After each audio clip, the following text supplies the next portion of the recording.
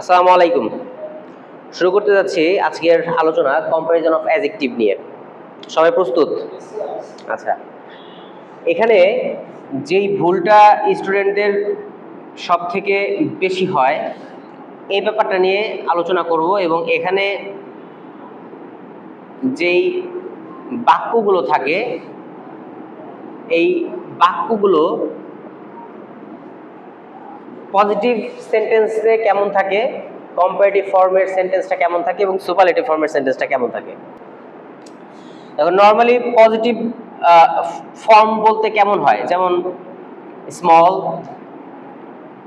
Smaller, smallest. আচ্ছা, তো এই যে কম্প্যারিজন অফ অ্যাডজেক্টিভ, এই বিষয়টা কি, যে অ্যাডজেক্টিভের তারতম্য, অ্যাডজেক্টিভের তুলনা। একজন মানুষ ভালো, তার থেকে যদি আরেকটু বেশি ভালো হয় কেউ, সেটা হচ্ছে বেটার। তার থেকে যদি আরো বেশি ভালো হয় সবচেয়ে বেস্ট, তাই না? ঠিক সেরকম ছোট, তার থেকে বেশি ছোট, সবচেয়ে বেশি ছোট। আবার যদি আমরা বলি বড়, এর থেকে যদি সাধারণের চেয়ে যদি বেশি বড় হয় ওটাকে আমরা বিগার বলি, এবং সবচেয়ে বড় যদি হয় তাহলে আমরা সেটাকে বিগেস্ট বলি।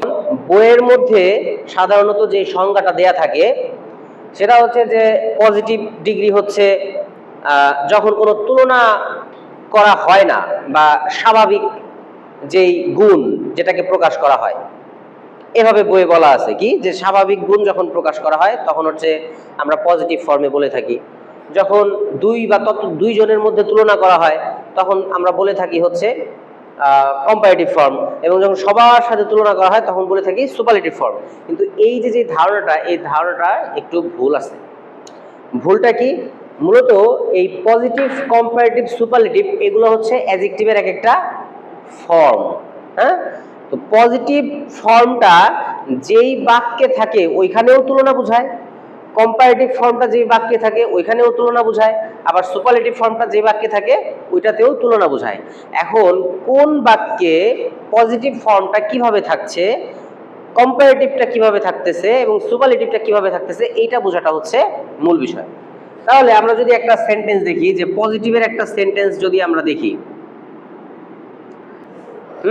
No other man in the village is so good as he. এখানে আমরা কি বলতেছি, যে গ্রামে তার মতো ভালো মানুষ নেই। তো এখন এটার যেই কম্পারেটিভ ফর্মটা আমরা বলতেছি সেটা হচ্ছে, দেখা যায় ক্লিয়ার, এইটারই যখন আমরা সুপারলেটিভ ফর্ম বলতেছি তখন আমরা বলতেছি হচ্ছে হি ইজ দ্য। তাহলে বইয়ের সাথে কোন জায়গায় সমস্যা, বইয়ে যেভাবে সংজ্ঞাটা বলা আছে সেটার সমস্যাটা কোথায়? সমস্যাটা হচ্ছে যে পজিটিভ ডিগ্রি বলতে বইয়ে বোঝায় যে স্বাভাবিক গুণ প্রকাশ করা, কিন্তু আমরা এখানে দেখতেছি যে পজিটিভ ডিগ্রিতেও যেরকম তুলনা বোঝাচ্ছে, কম্পারেটিভেও তুলনা বোঝাচ্ছে, সুপারলেটিভ তুলনা বোঝাচ্ছে, তাই না? তো আমরা এখানে যেই মূলত ফর্মটা ইউজ করতেছি মূলত হচ্ছে এই ফর্মটা বাক্যের মধ্যে কিভাবে ব্যবহার করা হচ্ছে ওইটাই মূলত হচ্ছে এই চেঞ্জিং এর মূল উদ্দেশ্য।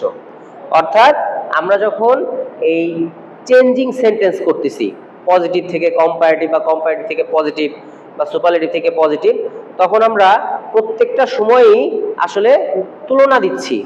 এখন পজিটিভে কিভাবে তুলনা দিচ্ছি, কম্পারেটিভে কিভাবে তুলনা দিচ্ছি, সুপারলেটিভে কিভাবে তুলনা দিচ্ছি, ওইটাই হচ্ছে মূল ফ্যাক্ট।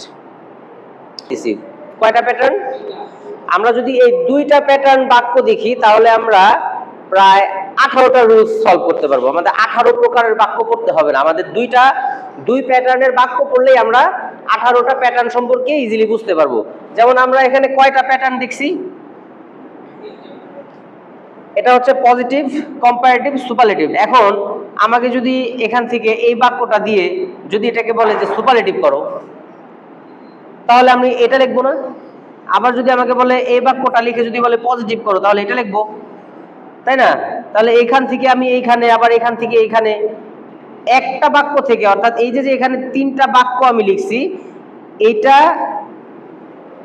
একটা বাক্য আর একটা বাক্যের পরিপূরক।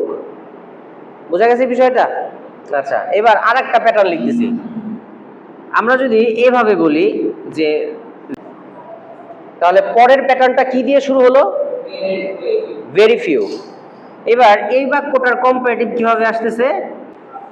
এবার তাহলে এই প্যাটার্ন আর এই প্যাটার্নের মধ্যে পার্থক্যটা কি? এটা হলো বোঝার বিষয়। এখানে এই প্যাটার্নে যখন আমরা আসি তখন আমরা বলতেছি, প্রথম বাক্যটা এভাবে বোঝাচ্ছে যে গ্রামে গ্রামে তার মতো ভালো মানুষ নাই, মানে সেই ভালো মানুষ, সবচেয়ে ভালো মানুষ আর কি।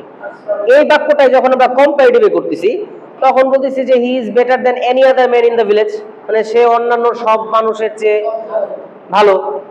এখানেও তো আমি তুলনায় দিতেছি, অন্যান্য সবার সাথে তুলনা দিতেছি। আবার এখানে যখন বলতেছি he is the best man in the village, সে হচ্ছে গ্রামের সবচেয়ে ভালো, তাহলে আমরা মূলত এই তিনটা বাক্যতেই কিন্তু আমরা তুলনা প্রকাশ করতেছি। কিন্তু আমরা যে পজিটিভ, কম্পারেটিভ, সুপারলেটিভ ফর্ম, এই ফর্মটা কোন বাক্যে কিভাবে ব্যবহার হতেছে ওইটা এখানে দেখানো হলো। এবার আমরা এই বাক্যটা, এই যে প্যাটার্নটা, এই প্যাটার্নে আমরা দেখতে পারতেছি যে এখানে ভেরি ফিউ আসছে। তাহলে এইটার অর্থটা কি আসতেছে? Very few main in the village, খুব কম। ভেরি ফিউ হচ্ছে কি? খুব কম। খুব কম মানুষ আছে গ্রামে তার মতো ভালো। তার মানে হচ্ছে ভালো যে কয়জন মানুষ আছে তার মধ্যে সে একজন। বোঝা যায় বিষয়টা? আচ্ছা, এখন এই বাক্যটাকে আমরা যখন কম্পারেটিভলি প্রকাশ করতেছি তখন বলতেছি যে he is better than most other men in the village, সে হচ্ছে গ্রামে